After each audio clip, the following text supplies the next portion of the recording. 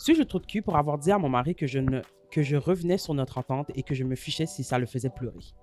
Nous voulions tous les deux un seul enfant et nous préparions ce projet depuis des années.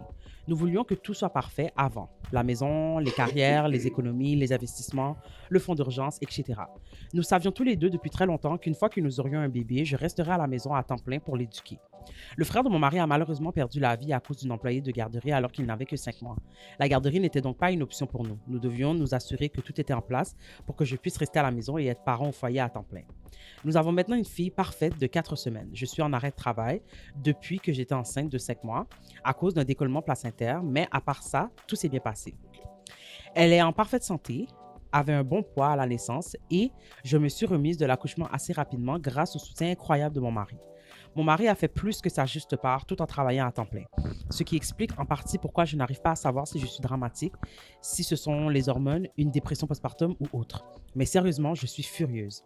Cet après-midi, j'ai reçu un appel du département des services sociaux pour discuter des options d'assurance maladie et vérifier si notre enfant était admissible à une assurance publique en fonction de nos revenus. J'avais déjà fourni toutes nos informations la veille, numéro d'assurance sociale, date de naissance, etc.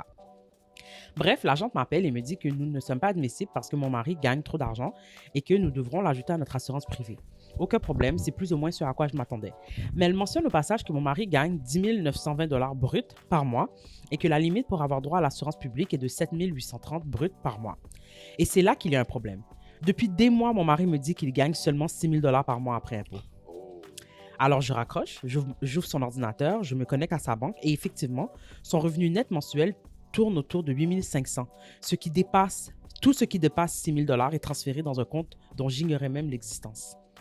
Je l'ai confronté, il s'est effondré en larmes. Il m'explique qu'il voulait simplement avoir quelque chose qui soit à lui seul. Gardez en tête que mon argent a toujours été versé dans notre compte conjoint, celui qu'il utilise tous les jours.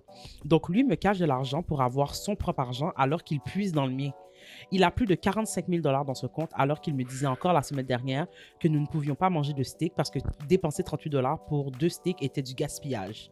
Je lui ai donc dit que j'allais mettre le bébé à la garderie et retourner travailler parce qu'il est évident que je dois me protéger s'il lui cache de l'argent.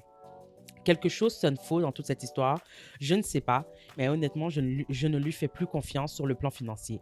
Alors,